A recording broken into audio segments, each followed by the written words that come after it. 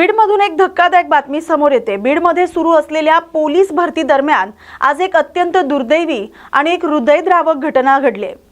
मैदानी शारीरिक चाचणी दरम्यान धावण्याच्या फेरीत सहभागी झालेला एक उमेदवार अचानक चक्कर येऊन मैदानावर कोसळला।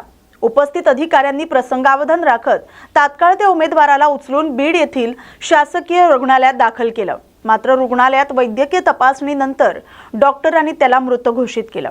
या घटनेमुळे भरती केंद्रावर काही काळ गोंधळाची परिस्थिती निर्माण झाली होती। इतर उमेदवारांमध्ये देखील हळहळ व्यक्त केली जाते। मृत तरुणाचं नाव दीपक भास्कर वावळ असं आहे। तो परळी तालुक्यातील असल्याची प्राथमिक माहिती समोर आली आहे।